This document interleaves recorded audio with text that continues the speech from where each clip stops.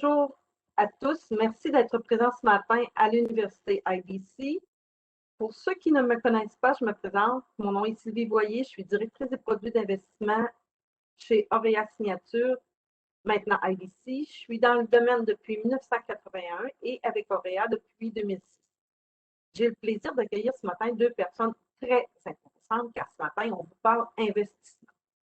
Donc, il me fait plaisir de vous présenter Jonathan Coty et Alexandre Papal de Empire Vie. Avant de vous les présenter et d'aller plus en avant avec leur expérience de travail, je veux vous faire une petite recommandation concernant les questions que vous aurez et que vous voudrez poser. Ce serait important d'utiliser les questions et réponses pour que tout le monde puisse voir les questions et s'assurer que vous serez comme ça bien répondu. Donc, je commence avec toi, Jonathan. Jonathan s'est joint à Empire Vie depuis août 2010 à titre de directeur de compte investissement pour le Québec. Jonathan a plus de 26 ans d'expérience dans l'industrie des services financiers. Il travaille étroitement avec nos principaux partenaires de distribution, dont vous, nos conseillers, afin de promouvoir leurs solutions de fonds distincts et de GRP. M. Coty est aussi bachelier de l'Université de Concordia et détient aussi de nombreux titres professionnels. Pour vous parler d'Alexandre, Alexandre est un spécialiste en fiscalité et en planification successorale. Il est reconnu pour sa capacité à analyser et à vulgariser des questions complexes. Dans le but de continuer à développer ses connaissances, il a complété des études supérieures en fiscalité et en droit des affaires. Ses formations et son expérience en droit des affaires, en fiscalité, ainsi qu'en planification successorale lui permettent de fournir des conseils complets et des solutions adaptées aux problèmes rencontrés par les Canadiens. Avant de se joindre à Empire Vie, Alexandre a travaillé pour des cabinets reconnus de comptables et d'avocats. Dans le cadre de sa pratique, il a régulièrement conseillé ses clients en matière de fiscalité et de planification successorale. Il a été impliqué dans plusieurs réorganisations corporatives impliquant des sociétés canadiennes. Donc, pour commencer, on va commencer avec Jonathan qui va nous entretenir des faits saillants en investissement auprès de Manuvie pour l'année 2020-2021. Et par la suite, quand Jonathan va avoir fini son intervention, il va passer la parole à Alexandre qui, lui, va nous entretenir de l'incidence de l'impôt sur les placements. Donc, messieurs, je vous cède la parole et à tous, une très belle rencontre. Merci, Sylvie. Merci Sylvie pour cette belle introduction. Alors, écoutez, juste avant justement de céder la parole à mon collègue, je veux d'abord remercier encore une fois le groupe IDC Win Auréa. Merci de votre présence au webinaire ce matin. Je sais qu'on sait tous les deux que vous êtes sollicités d'un peu partout. Alors, merci d'avoir choisi de passer les prochaines 50 à 60 minutes avec Empire Vie. Alors, Alex, je vais te demander de passer. Correct? Excellent. Good. Alors, bon, je vais commencer rapidement. Ma portion de présentation va vraiment être axée sur les faits saillants Empire Vie côté placement. Alors, je vais commencer avec rapidement là, un survol de 2020-2021. Alors, Empire Vie, en termes de part de marché au Canada, nous sommes bon 5e en termes d'actifs sous gestion. D'ailleurs, l'actif sous gestion s'élève maintenant à 8,5 milliards de dollars. En 2019, et ça s'est répété en 2020, nous avons terminé numéro 5 pour les ventes brutes au Canada. Parmi les 15-20 meilleurs fonds, justement, en termes d'actifs sous gestion, on a un mandat que vous connaissez probablement très bien, un mandat fonds équilibré tactique canadien, le fonds de répartition de l'actif, qui est bon, qui se classe parmi les 10 meilleurs en termes de performance et de rendement. Et d'ailleurs, en date de la fin avril, ce fonds-là maintient un premier quartile sur plusieurs périodes de 1 mois allant jusqu'à 10 ans. À la mi-janvier de cette année, afin d'offrir à vos clients et à vous les conseillers plus de choix parmi les différents mandats de fonds, et je vais y revenir un peu plus tard très rapidement là, en tant que survol, mais nous avons ajouté à notre plateforme de mandats ce qu'on appelle multistratégie, ajouter différents styles de gestion au style de base que nous avons depuis longtemps, donc le style valeur, c'est rajouter un mandat ou deux mandats de croissance. Nous avons aussi ajouté ce qu'on appelle un mandat de développement durable. Alors, cette catégorie d'actifs est très en demande, surtout au Canada. Alors, on est maintenant présent, troisième assureur au Canada, d'avoir une présence dans ce genre de mandat-là. Évidemment, comme j'ai mentionné au tout début, parmi les 10 principaux assureurs vie au Canada, on est bon cinquième et nos cotes solidité financière sont aussi excellentes et se maintiennent à des niveaux extrêmement élevés. Alors ensuite, je vais vous parler rapidement tu peux y aller, Alex, prochaine diapo. Et encore une fois, l'autre, voilà. Alors, je vais vous parler rapidement là, de processus de placement. Écoutez, pour ceux sur la ligne qui ont déjà tenté l'expérience avec la proposition électronique, ce qu'on appelle rapide et complet placement, plusieurs d'entre vous ont probablement utilisé cette version de proposition électronique du côté de l'assurance vie. Écoutez, je suis peut-être biaisé parce que je représente Empire Vie, mais c'est de loin la meilleure plateforme électronique sur le marché canadien, vous permettant de compléter toutes sortes de transactions entièrement en ligne. Évidemment, j'en parle parce que nous sommes depuis les 16-17 derniers mois en situation de pandémie, travail à la maison, vente à distance, le virtuel. Alors, non seulement que vous pouvez maintenant établir des nouveaux contrats, mais nous avons ajouté aussi le processus d'ajout à des contrats de fonds distincts de façon électronique et aussi de transiger avec une plateforme que vous connaissez tous, DocuSign. Alors, si vous voulez en savoir plus, je vous encourage évidemment de parler avec votre directeur de compte en placement.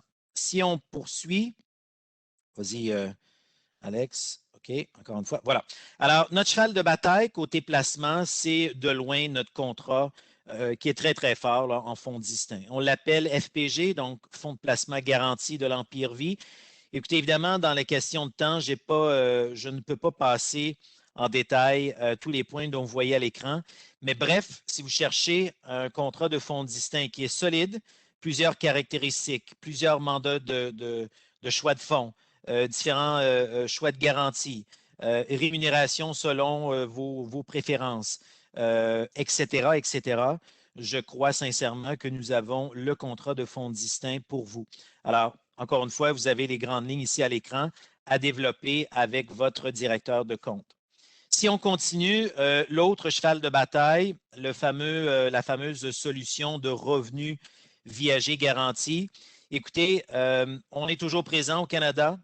Certains d'entre vous ont peut-être connu ou ont peut-être entendu l'annonce l'année passée que les deux autres assureurs qui demeuraient sur le marché canadien se sont retirés. Alors, bref, nous sommes maintenant, en date d'aujourd'hui, le seul assureur au Canada qui offre une solution de revenu viager garanti, ce que j'appelle une pure GRV. Là. Je ne parle pas de nuances. Tu peux passer à la prochaine diapo, Alex. Je ne parle pas de nuances, de variables dans ce cas du garanti. Je parle d'un produit strictement garanti. Évidemment, cette solution devient intéressante pour vos clients pré-retraités, déjà à la retraite, des clients conservateurs, une alternative à des dépôts à terme qui offrent, comme vous le savez très bien, pas grand-chose en termes de taux d'intérêt, peut aussi très facilement remplacer la portion de revenus fixes de vos clients. Alors, encore une fois, je vous encourage à travers les différents outils que nous avions de parler avec votre directeur et peut-être d'aller voir qu'on puisse vous aider à cibler des clients potentiels. Si on y va à la prochaine diapo, encore une fois, je vous présente ici, en fait, les grandes lignes du produit de cette version. Oui, c'est vrai qu'il y a eu des modifications au fil des années, mais bref, le produit est connu. En fait, l'aspect le plus populaire, c'est la nuance du fameux boni virtuel qui est garanti chez nous à 4 dans les années où les clients ne font pas de retrait. Donc, évidemment, on tente de maximiser ce boni-là en mode accumulation. Et vous avez aussi d'autres belles caractéristiques de ce produit-là, encore une fois, qui existe toujours chez nous. Si on poursuit et je reviens à l'ajout de la famille de mandats, ce qu'on appelle multistratégie. Donc, si je recule rapidement à l'automne 2019, en tant que complément à notre style valeur, nous avons introduit sur le marché canadien des mandats multistratégie. Si on passe à la prochaine diapo, juste rapidement, qu'est-ce qu'il y en est, en quoi consistent ces mandats-là? Alors, vous avez des très beaux portefeuilles qui sont construits avec toutes sortes afin de maximiser l'optimisation d'un portefeuille. Mais vous avez des stratégies ou de la composante passive, donc la présence de ce qu'on appelle des FNB ou des fonds négociés en bourse. De l'autre côté, la présence de fonds gérés activement. Et au centre, le noyau, si on veut, des stratégies qu'on appelle du bêta intelligent. Alors, vraiment complément à nos mandats réguliers. Alors, depuis octobre 2019, 6 portefeuilles multistratégies existent. Et si on continue, depuis la mi-janvier 2021, 2 mandats qui sont maintenant plus axés croissance. On a entendu beaucoup parler depuis les 2, 3, 4 dernières années du style croissance. C'est vraiment ce style-là qui a fait, en fait grimper la majorité des indices boursiers en 2020, 2019 et surtout en 2020. Alors, si vos clients veulent une présence un peu plus, avec un risque un peu plus élevé, un potentiel de rendement plus élevé, vous avez maintenant des beaux portefeuilles axés croissance. Prochaine diapo, Alex. Donc, si on y va en résumé, la famille multistratégie, qui d'ailleurs font partie des 38 mandats de fonds, les voici pour vous à l'écran. Donc, les 6 mandats de base depuis octobre 2019, les 2 nouveaux mandats de croissance depuis la mi-janvier 2021. Je poursuis rapidement avec aussi une confirmation et de l'introduction d'un mandat de développement durable. Écoutez, cette catégorie d'actifs-là est en forte croissance. Vous allez voir des statistiques à l'appui dans quelques secondes. Alors, on devient le 3e assureur à offrir un mandat ESG, si on veut. Alors, ESG qui, comme vous le saviez probablement, où il y a la présence de caractéristiques environnementales, sociales et de gouvernance supérieure à l'intérieur d'un mandat de fonds, tout en englobant les belles caractéristiques d'un fonds distinct. Si je continue, juste pour donner une idée au niveau du nombre de lancements de ce genre de fonds-là au Canada depuis les 4-5 dernières années, regardez ici la croissance quand même assez importante. Là. Alors, majoritairement dans le monde fonds mutuel, on a des mandats FNB, donc gestion passive. Bref, très, très populaire. Et si je poursuis, vous allez voir que ce n'est pas juste un phénomène au Canada, c'est un phénomène qui est en pleine expansion autant en Europe qu'aux États-Unis. Et je termine mes faits saillants avec une section rapide d'outils pratiques qui vont évidemment vous aider à faire augmenter vos ventes de placement chez nous. Alors, première chose, pour ceux qui ne le savent peut-être même pas, on a un tout nouveau outil épargne retraite à votre disposition que vous pouvez partager avec vos clients. Faites l'exercice avec le client. Entamez la conversation, débutez la conversation. Évidemment, aucune surprise, vous allez remarquer que la majorité des gens ne sont pas nécessairement en bonne voie de la retraite. Alors, cet outil va pouvoir vous aider en fait vos clients. Ensuite, on a toutes sortes d'ateliers, un peu comme celui-ci ce matin, qu'on appelle des webinaires parcours. Vous avez ici à l'écran toutes sortes de sujets là, fort intéressants, autant en assurance vie qu'en placement, que vous pouvez aller réécouter à travers le site web si vous manque des unités de formation continue. Mais encore plus, ce qui est important, c'est l'éducation. Ensuite, on a un site dédié à la planification de la retraite, votre vie et votre argent. Alors, vous avez ici les grandes lignes, l'adresse web. Et la dernière chose, oui, souvent, nous allons ajouter des nouvelles articles sur notre blog. Je vous encourage à l'adresse que vous voyez en bas à droite de vous enregistrer afin de recevoir toutes sortes de nouvelles articles qui vont, dans n'importe quel volet, là, qui vont se rajouter de la part de l'équipe Empire Vie ou de l'équipe Placement Empire Vie. Alors, voilà, je termine avec une diapo rapidement au niveau des dernières cotes Morningstar sur certains de nos mandats de fonds. Et bref, je me répète là, mais soyez pas gênés de contacter votre directeur de compte et on risque aussi, là, dans le courant probablement dans les prochains jours, la semaine prochaine, de vous contacter afin de voir si vous avez d'autres questions. Alors, Alex, mon cher, voilà. J'ai peut-être pris une minute de plus, là, désolé, mais c'est correct, c'est correct. à toi la parole. Merci. C'est bon, parfait. Donc, dans le fond, aujourd'hui, on va parler de l'incidence comme Sylvie le mentionnait, de l'incidence de l'impôt sur les placements. Donc, il y a toutes sortes d'enjeux, que ce soit choisir le bon fonds, positionner le fonds de la meilleure façon possible, utiliser des sources de revenus efficacement. C'est tous des enjeux auxquels les clients et leurs conseillers font face régulièrement.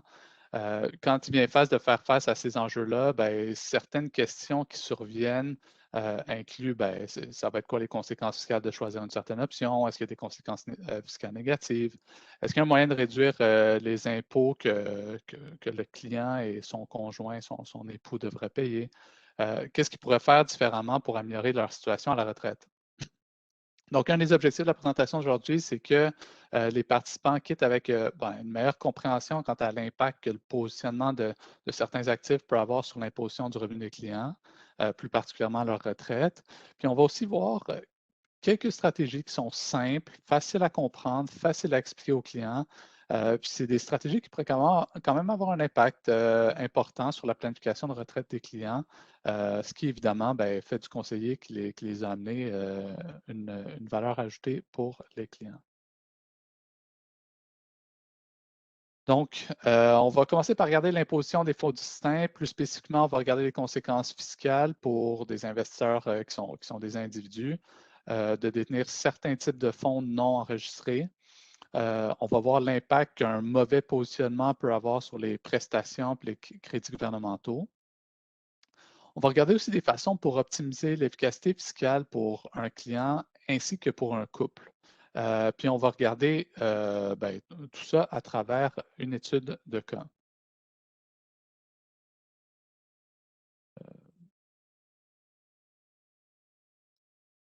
Donc, comme je mentionnais, on va jeter un coup d'œil à l'imposition des fonds distincts, puis on va voir le cas d'un couple qui fait des placements dans les fonds distincts d'Empire-Vie. Donc, on a Sylvain, 65 ans, c'est un épargnant qui est prudent. Il détient un contrat de fonds distinct qui a 1000 unités du fonds d'obligation catégorie A de l'Empire-Vie dans un compte non enregistré.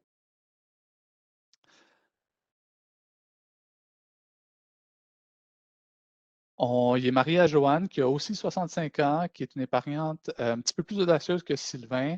Elle détient un contrat de fonds distinct qui a 1000 unités du fonds d'action élite de catégorie d'Empire-Vie dans un compte, encore une fois, non enregistré. Ils viennent de recevoir leurs allocations de revenus pour 2020, puis ils aimeraient obtenir de l'aide concernant les incidences fiscales de ces allocations-là.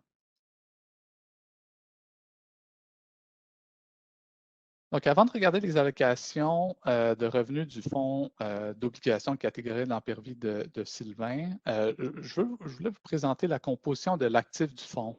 Donc, comme on peut voir, le fonds est composé à 91 d'obligations canadiennes, à environ 8 d'obligations américaines, un peu moins 1 de liquidité, puis un petit peu d'obligations internationales.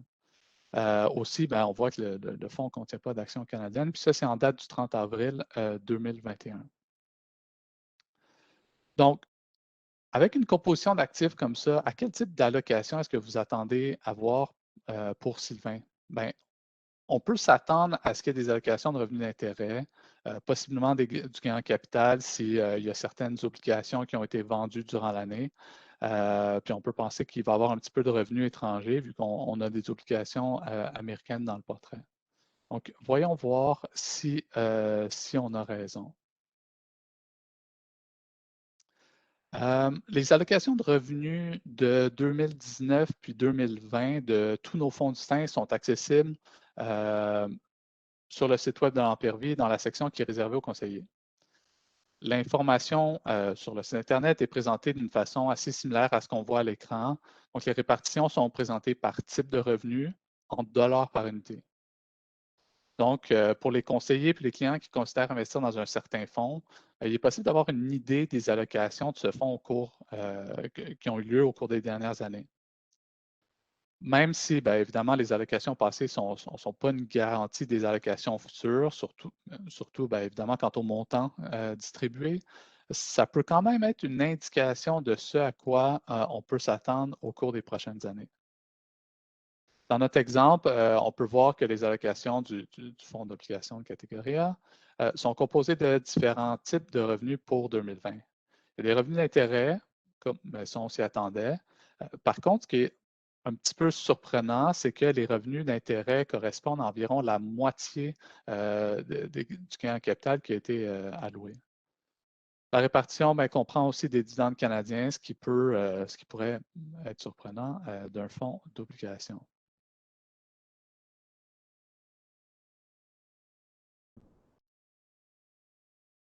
Donc, pourquoi est-ce qu'on a ces types d'allocations? La façon dont on paie les frais à l'Empire-Vie répond en partie à la question. Notre approche, c'est d'utiliser en premier les sources de revenus qui sont les moins fiscalement avantageuses pour payer les frais, ce qui peut améliorer l'efficacité des montants qui sont versés aux clients. On va examiner la nature des revenus, l'efficacité des revenus dans les prochaines minutes, là, mais comme les revenus d'intérêt sont moins fiscalement avantageux que les gains en capital, on peut penser que c'est les revenus qui ont été utilisés pour payer les frais du fonds, ce qui expliquerait la proportion d'allocation qu'on voit à l'écran. On va voir, on va regarder maintenant la composition de l'actif de notre fonds d'obligation catégorie A, puis voir si on peut avoir d'autres réponses par rapport à ces allocations-là. Donc, maintenant, on a la composition de l'actif à l'écran. On voit que ça comprend des obligations de société de première qualité, des obligations de gouvernements provinciaux fédéraux, ce à quoi on pouvait s'attendre. On voit aussi qu'il y a des actions privilégiées, ce qui peut expliquer le fait qu'on avait des dividendes canadiens dans les allocations.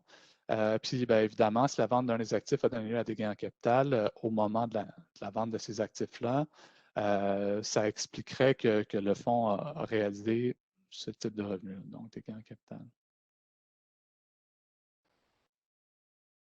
Donc, ce que je voulais m'en présenter, puis ce que je pense qu'on doit retenir, c'est qu'il est important de regarder des fois au-delà du nom du fonds quand on tente de déterminer les types puis la proportion des allocations de revenus qu'un détenteur d'unité pourrait obtenir.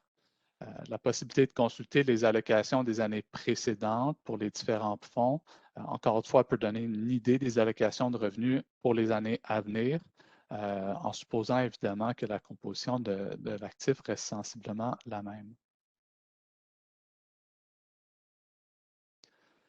Donc, on va faire le même exercice rapidement avec le fonds d'action élite de catégorie A de Joanne. Avant de regarder les allocations de revenus, on va juste jeter un coup d'œil rapide à la composition de l'actif du fonds. Donc, on voit que le fonds est composé à près de 53 d'actions canadiennes, 31 d'actions américaines, presque 11 d'actions internationales, 5 de liquidités, puis une petite quantité d'obligations canadiennes.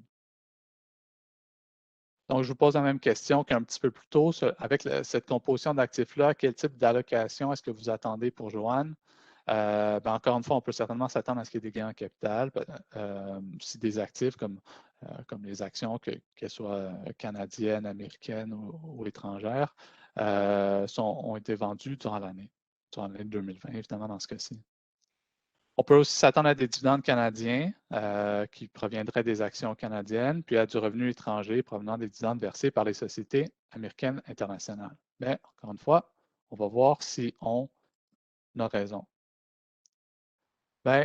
Les allocations de revenus pour l'année 2020 sont uniquement composées pour ce fonds-là de gains en capital pour les porteurs d'unités, encore une fois, du fonds d'action élite de catégorie 1.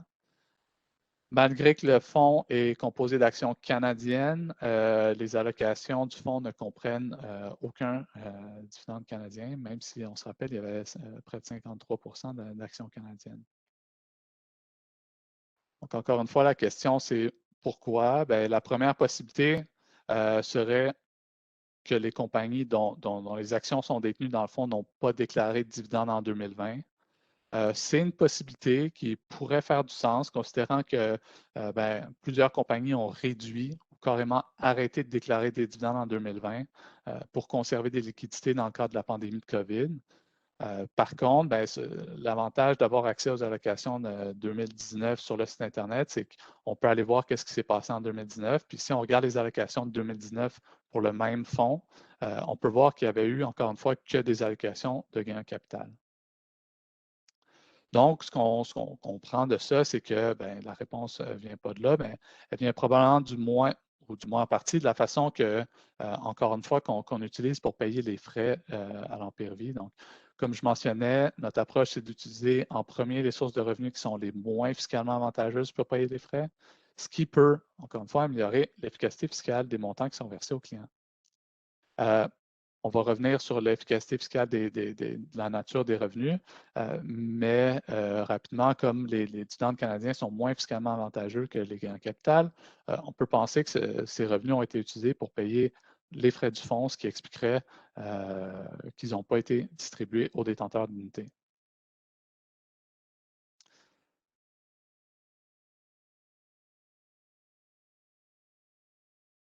Donc, avant d'examiner, avant de regarder des façons d'optimiser l'efficacité fiscale des placements pour notre couple, donc pour Joanne et Sylvain, on va regarder rapidement ce que les différents types de revenus des allocations signifient pour eux.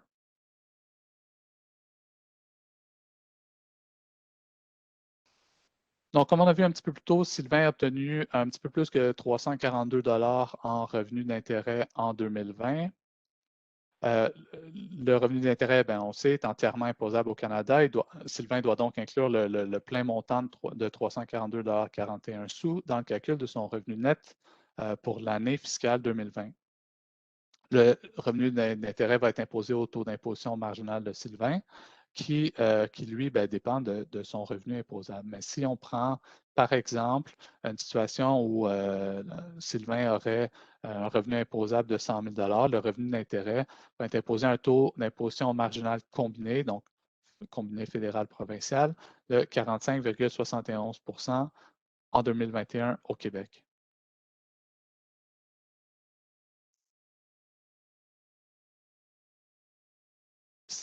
Sylvain a aussi obtenu presque 60 $ en dividendes canadiens. L'imposition des dividendes canadiens, c'est un petit peu plus complexe que celle du revenu d'intérêt.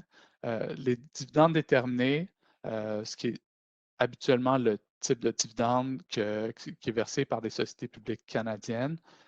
Donc, ces dividendes-là déterminés ont un mécanisme de majoration des dividendes puis de crédit d'impôt. Les dividendes sont d'abord majorés afin de calculer le revenu net. Puis après ça, les crédits d'impôt fédéral, provincial sont appliqués.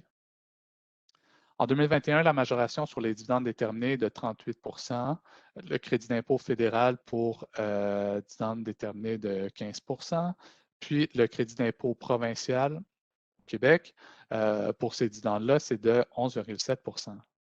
Donc, ce que ça veut dire, c'est que le taux d'imposition marginal combiné, donc encore une fois combiné, on parle de fédéral-provincial, sur des dividendes déterminés pour une personne qui a un revenu imposable de 100 000 $ comme Sylvain, donc le taux d'imposition marginal combiné serait de 29,63 % en 2021 au Québec.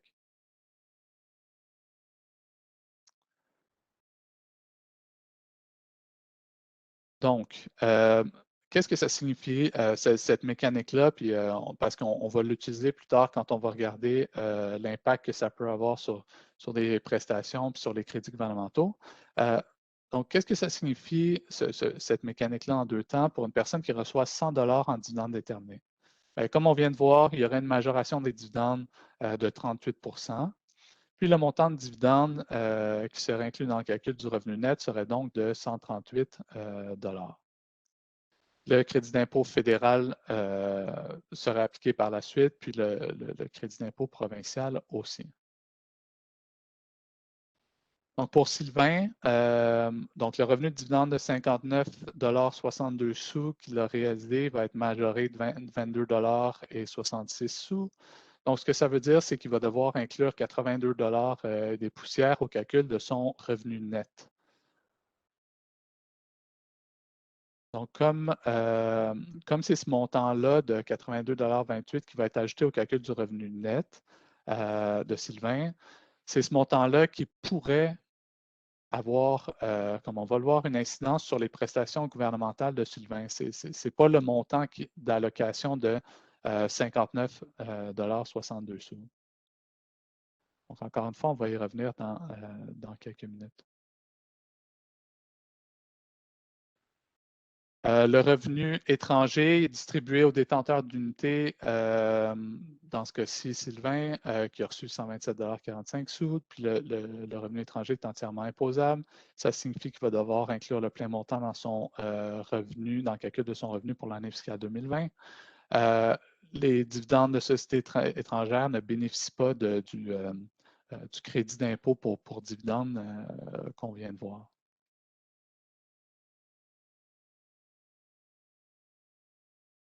En 2021, au Canada, 50% des gains en capital sont imposables, comme vous savez sûrement. Lorsque les gains en capital sont alloués aux détenteurs d'unités de fonds distincts, il est important de comprendre qu'il s'agit du montant brut des gains en capital et non de la partie imposable de ces gains qui est allouée. Donc, ce que ça veut dire, c'est que Sylvain va devoir inclure dans son revenu 50% du montant de 727 $ en gains en capital qui lui a été alloué. Le montant de 363,59 $ inclus dans le revenu de Sylvain va être imposé à son taux d'imposition marginal. Puis, encore une fois, si on prend l'hypothèse que Sylvain avait un revenu imposable de 100 000 $, le taux d'imposition effectif, donc effectif, on parle après l'inclusion de 50 % puis après l'imposition du 50 % qui est inclus dans le calcul du revenu. Donc, le taux d'imposition effectif sur les gains en capital brut distribués va être de 22,86 % pour Sylvain au Québec en 2021. Le même principe s'applique aux pertes en capital. Donc, comme vous savez peut-être, les titulaires de police de fonds distincts peuvent se voir allouer des pertes en capital. Donc, si ça arrive, donc dans ce cas-là, 50 % des pertes en capital seraient incluses dans le calcul du revenu du titulaire de police qui pourrait les utiliser à l'encontre de gains en capital d'années passées ou d'années futures, selon le cas. Mais encore une fois, sur l'utilisation des pertes en capital, on va y revenir dans quelques minutes.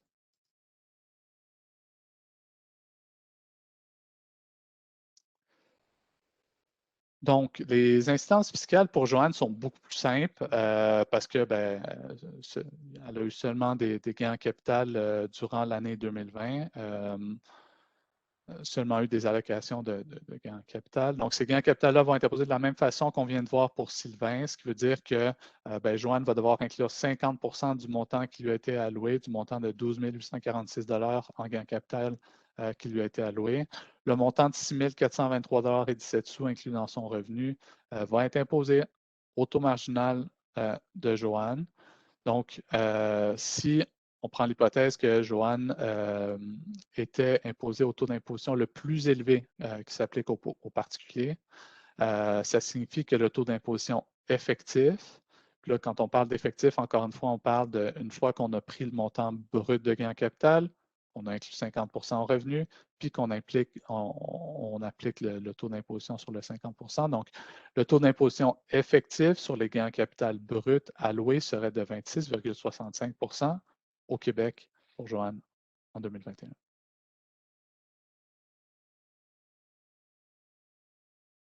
Donc, maintenant, on va ajouter d'autres données pour rendre notre étude de cas un petit peu plus intéressante. On va voir les incidences fiscales d'allocation hypothétique pour l'année 2021. Donc, évidemment, les allocations qu'on voit à l'écran sont hypothétiques, c'est indiqué pour des fins d'illustration seulement. Elles ne sont aucunement garantes des allocations sur les unités pour l'année 2021. Dans ces allocations hypothétiques-là, on voit que les deux fonds ont distribué des pertes en capital aux titulaires de police. Comme je le disais, c'est un des avantages des fonds distincts. Les pertes en capital d'un fonds distinct sont allouées aux détenteurs d'unités qui peuvent utiliser la perte qui leur a été allouée dans leur déclaration de revenus. Donc, les pertes en capital net peuvent uniquement s'appliquer à l'encontre de gains en capital imposables.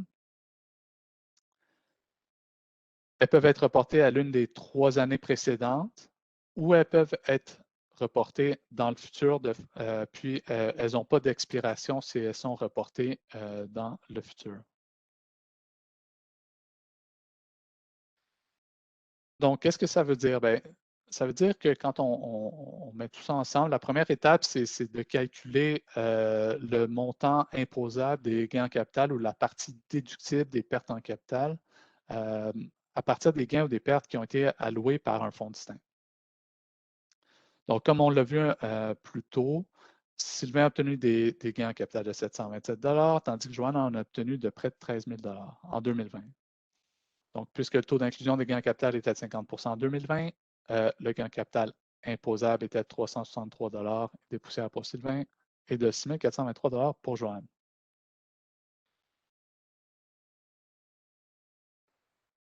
Le taux d'inclusion des pertes en capital est aussi de 50 en 2021. Ça signifie que les pertes en capital déductibles seraient de 113,59 pour Sylvain, puis de 11 423 et des poussières pour Joanne. Si le taux d'inclusion avait été de 75 en 2021, Sylvain et Joanne auraient eu plus de pertes en capital déductibles qu'ils auraient pu utiliser. Donc, plus précisément, bien, Sylvain aurait eu 170 des poussières en pertes en capital déductibles, puis Joanne aurait eu 8 567 encore une fois en perte de capital déductible. Donc, ce qui est important de considérer, puis c'est ce que je voulais mentionner, c'est que ce qui est important de considérer, c'est le taux d'inclusion au moment où les pertes en capital sont réalisées, afin de déterminer le montant de pertes en capital déductibles qui peuvent être utilisées.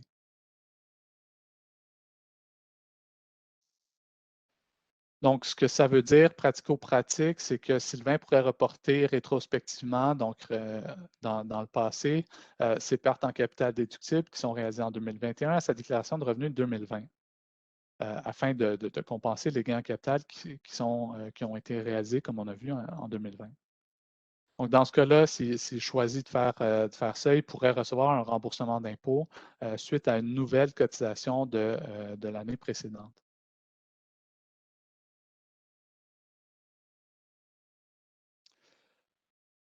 Joanne a réalisé plus de pertes en capital déductibles en 2021 qu'elle avait de gains en capital imposables en 2020. Donc, elle peut utiliser une partie des pertes en capital déductibles de 2021 pour compenser la totalité des gains en capital imposables de 2020.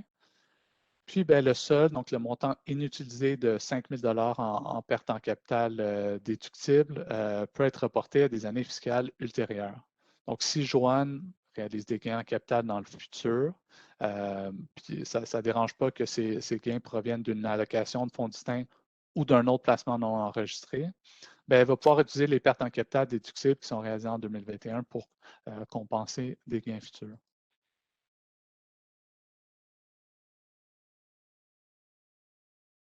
Donc, maintenant qu'on a vu ce que les allocations veulent dire en termes d'imposition pour Sylvain et Joanne, on va voir comment ces allocations pourraient impacter l'efficacité fiscale de leur planification de retraite, puis s'il y a des suggestions qu'on pourrait leur faire.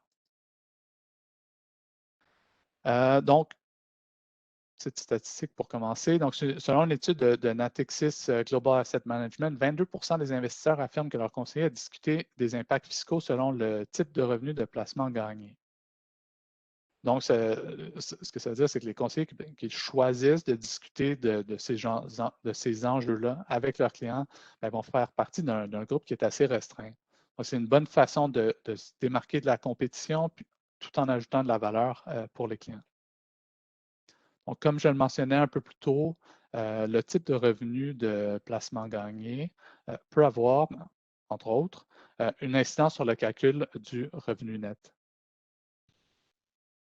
Pour les retraités, le calcul du revenu net, il est important parce qu'il y a un impact sur le montant de certaines prestations puis de certains crédits gouvernementaux, ainsi que le montant de la récupération de la sécurité de vieillesse. Mais on va voir comment ça fonctionne.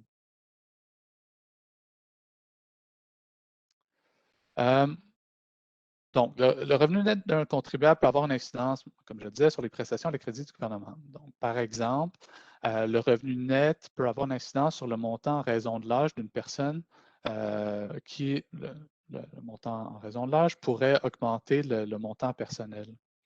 Donc, on le sait, le montant personnel, c'est un crédit d'impôt non remboursable de 13 808 en 2021. Ça signifie qu'un client peut avoir un revenu de 13 808 avant de payer de l'impôt. Si le client a un revenu de 38 508 ou moins en 2021, il ou elle pourrait réclamer le plein montant en raison de l'âge qui est de 7 637 Le montant en raison de l'âge commence à être réduit au-delà d'un revenu net de 38 508, puis est réduit à zéro, donc il est réduit complètement quand le revenu net atteint 89 422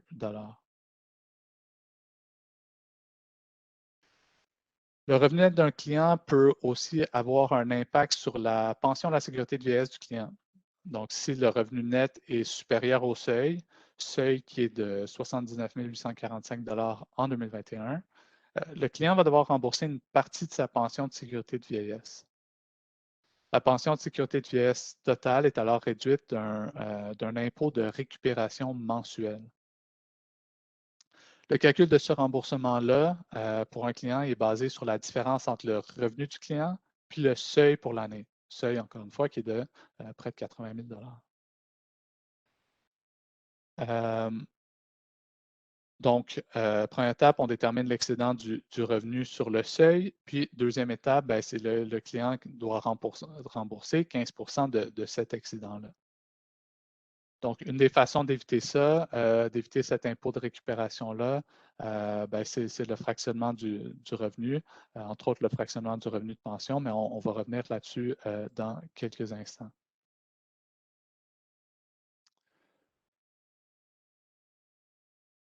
Donc, juste pour avoir d'un coup d'œil différentes sources de revenus puis leur impact sur le revenu net.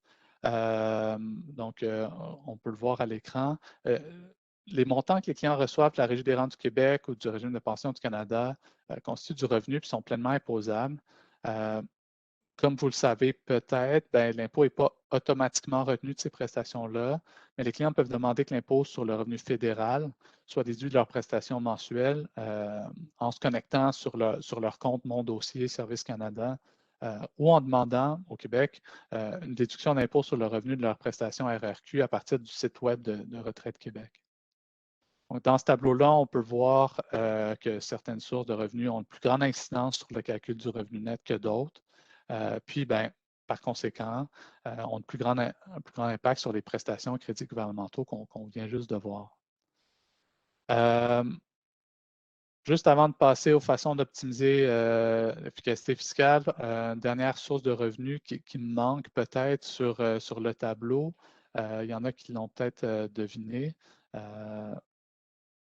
On va regarder ça tout de suite. Donc, c'est dans le fond les retraits de régime, que ce soit régime mobilisé, enregistré, comme les REER, FER, FRV.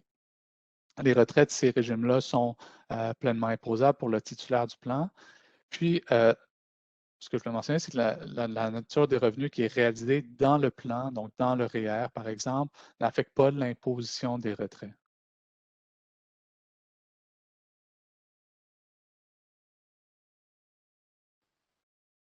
Donc, pour les actifs enregistrés, non enregistrés des clients, avec tout ce qu'on a vu jusqu'à maintenant, une idée pourrait être d'utiliser les régimes enregistrés pour les fonds distincts avec un historique d'allocation peut-être moins efficace d'un point de vue fiscal. Donc, comme on vient juste de le voir, la nature des allocations, excusez-moi, donc la nature des allocations effectuées dans un régime enregistré n'a pas d'incidence sur l'imposition des retraits du régime. Donc, une bonne façon de produire un revenu le plus fiscalement efficace, ça serait de positionner les fonds distincts d'un client dont l'historique des allocations inclut de l'intérêt, revenus étrangers ou, pour les retraités, des dividendes canadiens dans un régime enregistré, puis d'utiliser les sommes non enregistrées pour souscrire à des fonds distincts qui ont un historique d'allocation peut-être un petit peu plus efficace d'un point de vue fiscal, comme un historique d'allocation qui comprend des gains en capital. Un revenu de dividende va avoir des répercussions différentes sur un client selon que ce client soit retraité ou non. Les clients pourraient trouver que le taux d'imposition net applicable aux dividendes déterminés est intéressant pendant leurs années actives. Par contre, le montant majoré des dividendes, donc avec la majoration qu'on a vue un petit peu plus tôt, ça peut avoir une incidence négative sur les prestations puis sur les crédits gouvernementaux quand le client est à la retraite, quand il vieillit. Donc, important d'être conscient de cette distinction-là quand on recommande aux clients de recevoir un revenu de dividende. Donc, par exemple, des rendements en dividendes réalisés dans un régime enregistré, ils ne seraient pas imposables, évidemment, tant que les sommes ne sont pas retirées du régime. Donc, ça permettrait d'éviter la majoration dans le calcul du revenu net qui aurait lieu si le même revenu de dividende était réalisé dans un compte non enregistré.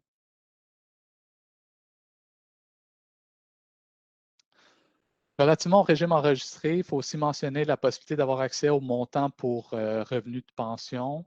Ce montant-là pour revenus de pension, c'est un crédit de 2 000 $ que les clients peuvent réclamer s'ils déclarent des paiements de pension admissibles dans leur déclaration de revenus.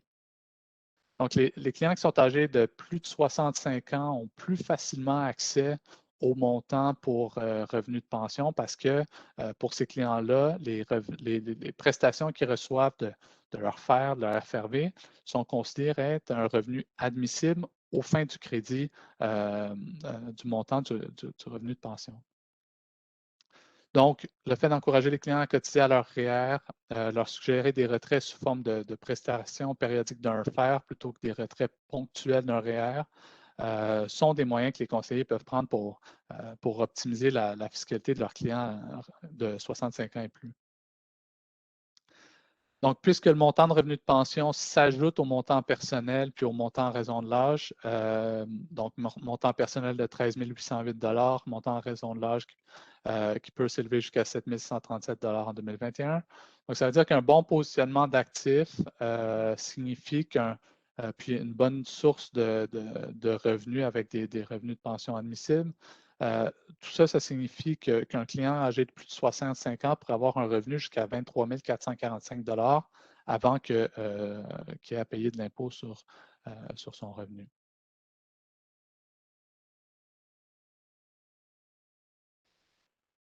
Quelques petites statistiques sur le CELI. Donc, selon une étude annuelle sur les CELI de la BMO, une proportion de 68 % des Canadiens affirment avoir un compte d'épargne libre d'impôt. Les Canadiens auraient en moyenne près de 31 000 $ dans leur CELI. Donc, malgré le fait que, on sait, les droits de cotisation en 2021 pour quelqu'un qui n'a jamais cotisé un CELI, qui est admissible à cotiser depuis l'introduction des CELI en 2009, les droits de cotisation sont de 75 500 $ ou pour un couple, on parle de 151 000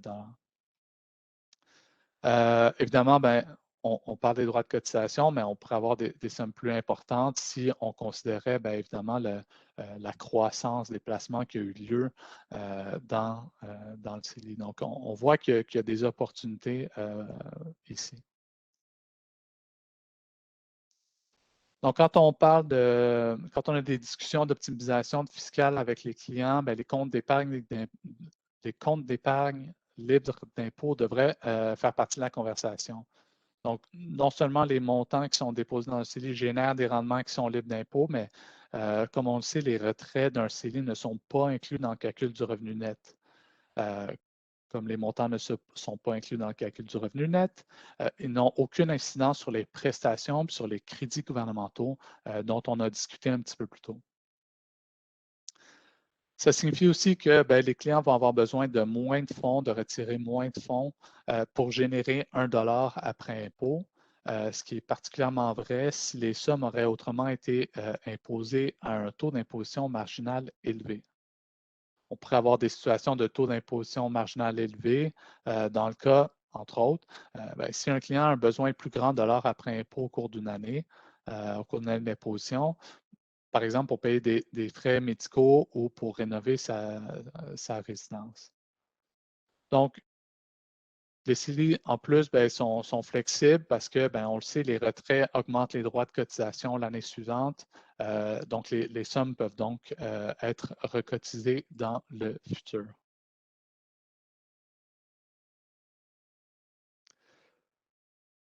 Pour les clients qui ont un époux ou un conjoint de fait, quand on parle d'efficacité fiscale, ça devrait vouloir dire plus que l'efficacité fiscale du client. On devrait vraiment parler d'efficacité fiscale du couple. Une des façons de le faire, c'est de tirer profit des quelques occasions que fournit la loi d'impôt sur le revenu pour fractionner du revenu entre conjoints. Le fractionnement du revenu permet, entre autres, d'imposer un revenu entre les mains du conjoint dont le taux d'imposition est le plus bas, plutôt que dans les mains du conjoint dont le taux d'imposition est le plus élevé. Une forme de fractionnement de revenus, c'est la possibilité de fractionner jusqu'à la moitié du revenu de pension d'un client avec l'époux ou conjoint de fait de ce client. Tout revenu de pension admissible au crédit fédéral pour une pension de 2 000 $ qu'on a vu un petit peu plus tôt est admissible au fractionnement. Comme on l'a vu plus tôt, bien, pour les clients âgés de 65 ans et plus, le revenu de pension admissible inclut les retraits, les paiements d'un FER ou d'un FRV. Donc, les paiements d'un REER ne peuvent pas être fractionnés parce qu'ils ne sont pas réputés être un revenu de pension admissible.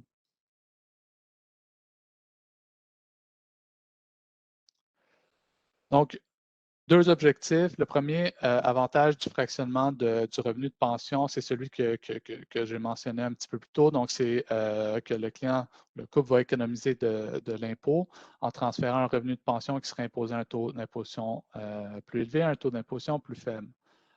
Donc, une façon facile de réduire l'imposition totale du couple. Deuxième avantage du fractionnement de revenus de pension, c'est si le conjoint récipiendaire, donc celui qui bénéficie du transfert, n'a pas de revenu de pension admissible.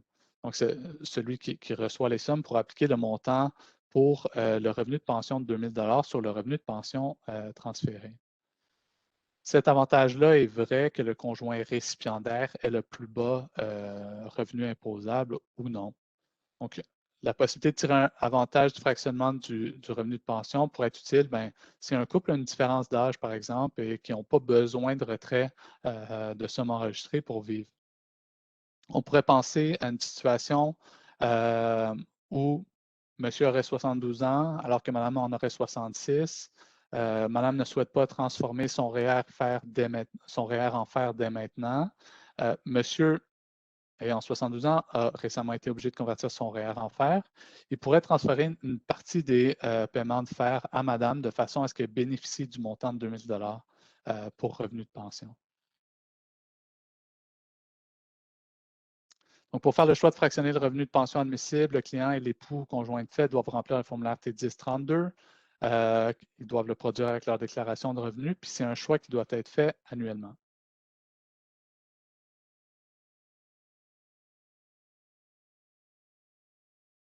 Donc, on le sait, la loi de l'impôt sur le revenu permet d'établir un REER d'époux conjoint de fait. Donc, dans un régime comme ça, le client verse des cotisations à un REER pour lequel son époux ou conjoint de fait est le rentier. Donc, ce que ça veut dire, c'est que c'est le conjoint qui prend les décisions de placement, qui est le seul à avoir le droit de retirer des sommes. Donc, la limite de cotisation REER du client, c'est la même, qui est un compte ou deux. Puis il peut cotiser jusqu'à la fin de l'année au cours de laquelle le conjoint va avoir atteint 71 ans. C'est donc, encore une fois, une stratégie qui peut être intéressante si un des conjoints est plus âgé que l'autre. Donc, si un des conjoints a plus de 71 ans, ne peut plus cotiser à son REER, mais que l'autre conjoint est âgé de moins de 71 ans. Donc, c'est particulièrement utile si un client pense qu'il va avoir un revenu plus élevé ou qu'il va avoir accumulé des actifs de retraite plus importants que son conjoint au moment de la retraite. Petite chose à faire attention, les règles d'attribution. Donc, la règle d'attribution de 3 ans dans le cas des REER de conjoints. Ce que cette règle-là prévoit, c'est que si le conjoint du rentier retire des sommes, si le conjoint du contribuant retire des sommes du REER de conjoint dans les 3 années qui suivent une cotisation, le conjoint cotisant va devoir inclure dans son revenu le moindre de deux sommes, donc le moindre du montant du retrait ou des cotisations des 3 dernières années.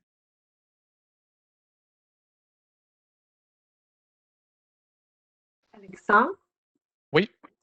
est-ce qu'il pourrait être pertinent à ce moment-là que le client ait plus d'un REER conjoint cotisant afin de permettre l'accès à l'argent plus rapidement après le 3 ans?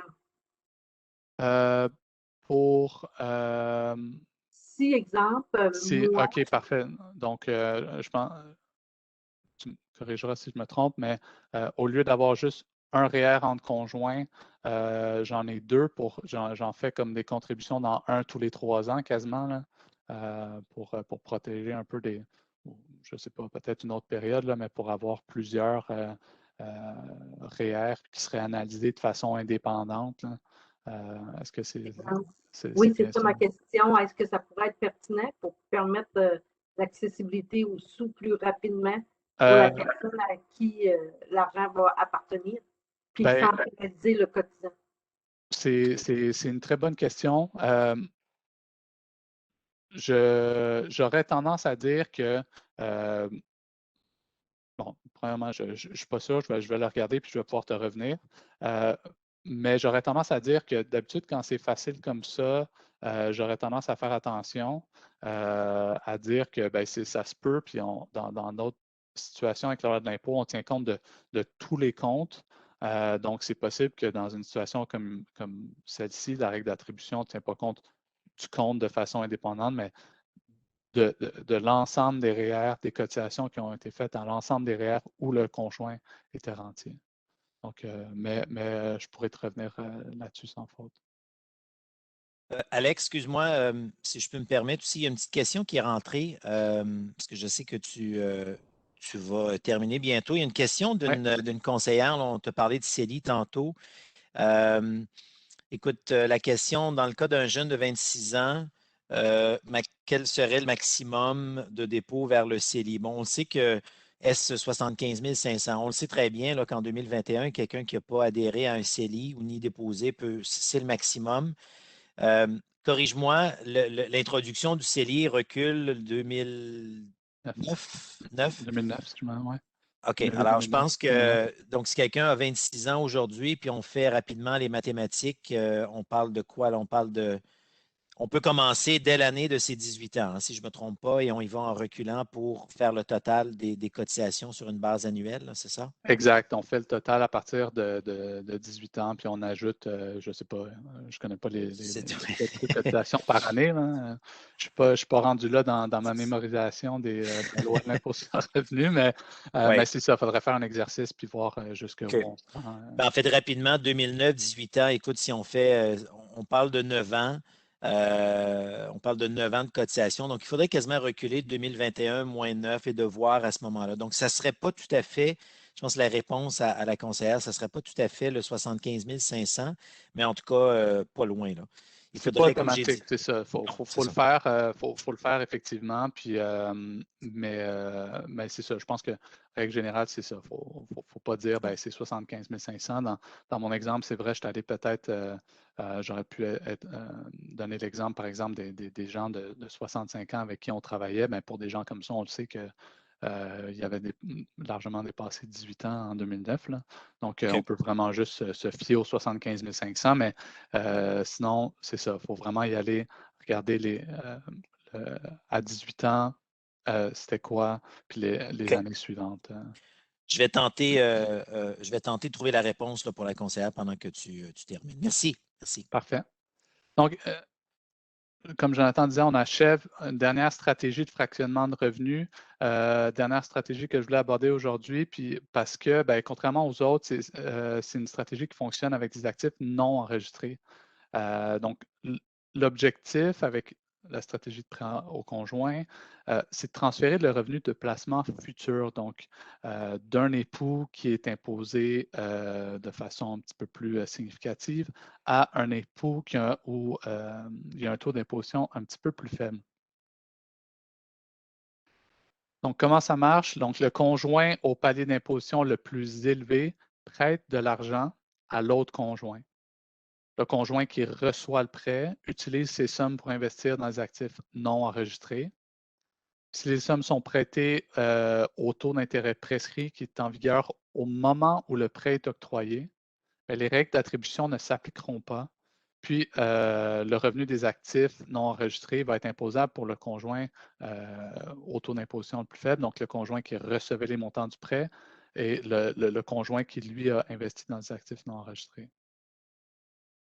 Donc, c'est une stratégie qui est intéressante en date d'aujourd'hui parce que le taux d'intérêt prescrit, le taux d'intérêt prescrit est établi à chaque trimestre par l'Agence du revenu du Canada, est de 1 durant le deuxième trimestre de 2021. Donc, ce que ça veut dire, c'est que si on fait un prêt à un taux d'intérêt prescrit en date d'aujourd'hui, le taux d'intérêt sur le prêt pourrait être fixé à 1 pendant une période illimitée parce que c'est le moment où le prêt est octroyé qui compte. Donc, le taux d'intérêt sur le prêt pourrait être fixé à 1 pendant une période illimitée sans que les règles d'attribution ne s'appliquent.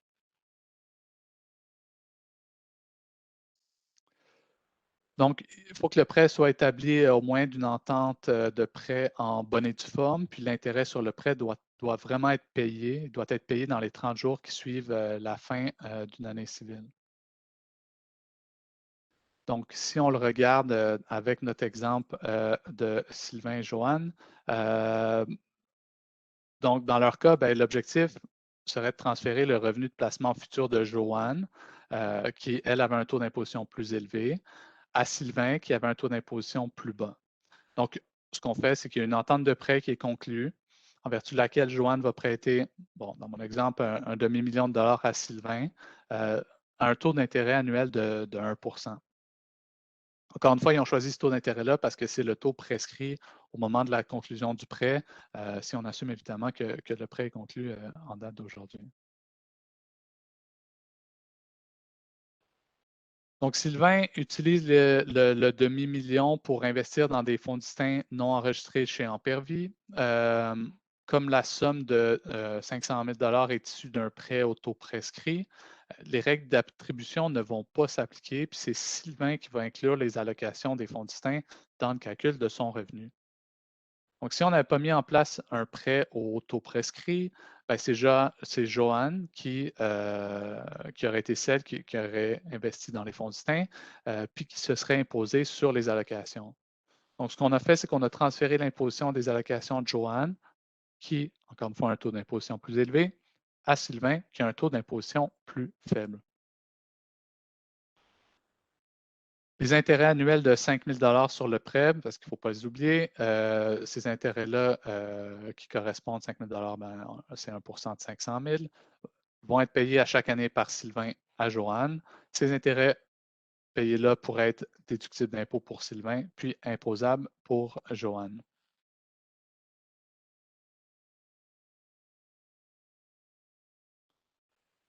Donc, optimiser l'efficacité fiscale d'un client, ça commence par avoir une bonne compréhension des différentes sources de revenus et puis de leur incidence sur le revenu net. Aujourd'hui, on a vu l'impact que des allocations de fonds distincts pourraient avoir sur le calcul du revenu d'un client. Puis l'impact sur le revenu net devient particulièrement important dans le cas des retraités dont les prestations et les crédits gouvernementaux pourraient s'en trouver affectés. La loi d'impôt sur le revenu offre plusieurs stratégies de fractionnement de revenus pour un couple de retraités. Ces stratégies de fractionnement de revenus sont des outils qui peuvent évidemment contribuer à améliorer l'efficacité fiscale d'un couple de clients. Donc, les conseillers qui comprennent bien ces stratégies-là vont pouvoir les utiliser tant pour optimiser la situation fiscale de leurs clients que comme outil de développement d'affaires en démontrant à des clients potentiels comment ils distinguent des 78 de conseillers qui ne parlent pas de fiscalité avec leurs clients. Donc, voilà pour aujourd'hui. Donc, merci d'avoir été avec nous aujourd'hui. Si vous avez des questions, parce que des fois, les questions viennent dans la journée, dans les semaines, quand on a des cas qui nous viennent en tête. Donc, n'hésitez pas à contacter Jonathan pour toute question, puis il pourra relayer le tout à moi. Alex, si je peux me permettre, excuse Sylvie, juste avant peut-être de. Puis je ne sais pas si on a peut-être quelques minutes, là, si des gens veulent chatter des questions. Mais moi, je veux juste noter une couple de choses, je pense, qui est fort intéressant. Premièrement, là, pour revenir à la question qui a été posée tantôt, là, l'histoire de Célie. Écoutez, j'ai pu faire les mathématiques, puis quelqu'un qui a 26 ans cette année, si on recule avec les années, parce que bon, il y a eu des années de contribution maximum à 5 500, d'autres années à 6 000, une année assez particulière à 10 000. Donc, quelqu'un de 26, on recule à 18, on est en 2013. Alors, si on fait le total de 2013 à 2021, ça donne une contribution maximum pour cet individu-là là, de 55 500. Et d'ailleurs, les 4 années que cette personne-là a manqué, 2009, 10, 11, 12, mais ce sont 4 années dont les contributions étaient à 5 000. Donc, 20 000 de moins que le maximum permis aujourd'hui. Je vais juste aussi mentionner, écoute, moi, je notais, Alex, quelques petits points là, pendant ta présentation là, fort intéressante. Écoutez, pour les conseillers et les conseillères sur la ligne, l'optimisation fiscale là, par type de régime devient extrêmement intéressant. Évidemment, là, on parle, Alex a mentionné beaucoup de ça dans le cadre de non enregistrés. Ça peut même être intéressant dans le cadre de stratégies de levier. Donc, je vous encourage avec le fait qu'Alex a aussi mentionné pour la première fois cette année, nous avons affiché là, les allocations de revenus sur les différents mandats de fonds chez nous depuis les 2 dernières années. Donc, ça peut vous donner une meilleure idée. N'oubliez pas aussi que les calculs et les fameux feuillets d'impôt en lien avec tout ça, T3, relevé 16, je ne me rappelle plus, Alex, si tu l'avais mentionné, mais c'est tout un calcul qui est fait par l'assureur versus le monde fonds mutuel, que c'est plus ardu, là, ce genre de calcul-là. Et aussi, faites attention, Alex l'a aussi très bien mentionné, pour les gens pré-retraités, retraités, quand on a du non enregistré, les différentes sources de revenus peuvent jouer là, avec les fameux crédits. Alors, il faut faire attention avec ça. Puis le dernier point que j'avais noté, que quand tu parlais de fractionnement de revenus, puis tout le casse-tête, là, c'est bien beau la stratégie en accumulation, mais quand vient le temps de briser le casse-tête en mode décaissement, c'est pas.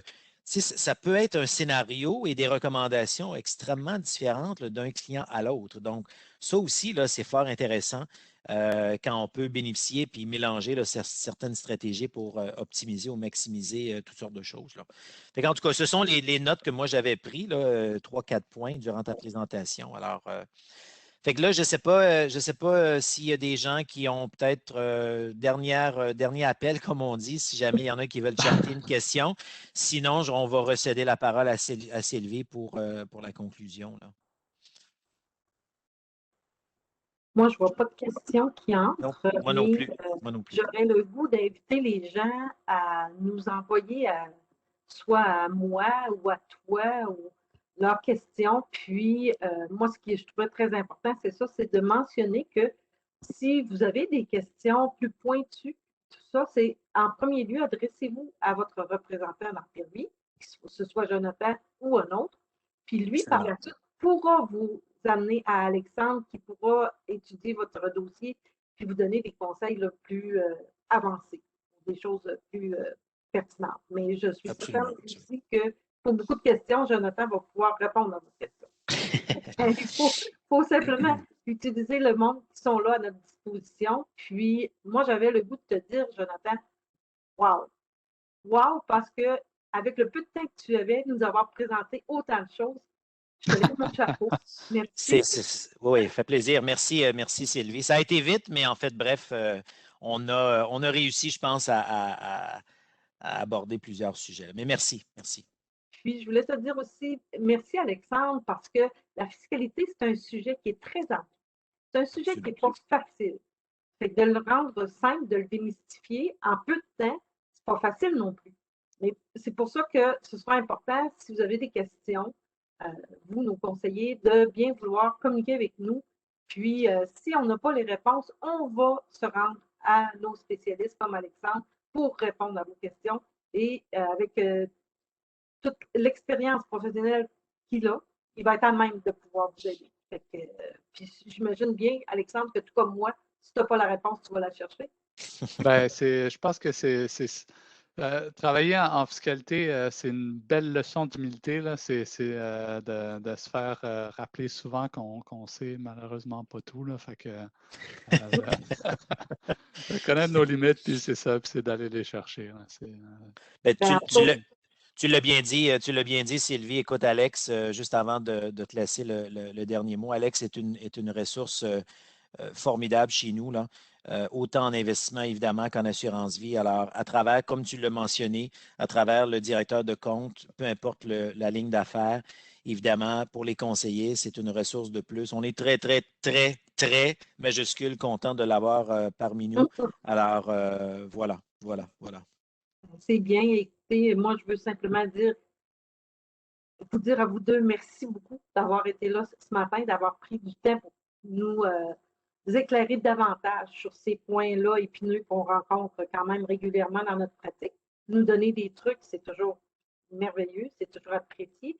Et je veux vous dire à vous tous, nos conseillers qui travaillaient avec nous, merci beaucoup d'avoir été là parce que c'est bien beau d'avoir des invités de marque comme on avait ce matin, mais ça nous prend aussi des gens pour les entendre et mettre en pratique toutes ces bonnes idées qui nous sont fournies. Donc, merci à tous, puis au plaisir de vous aider. N'hésitez pas si vous avez besoin, contactez-nous, que ce soit chez Auréa, IBC ou Kopoloff. Il y a des gens là qui sont là pour vous répondre et pour vous aider. Merci beaucoup, puis à la prochaine. Au revoir. Merci, Sylvie. Merci, Alex. Portez-vous bien, là. Merci. Merci, bonne journée.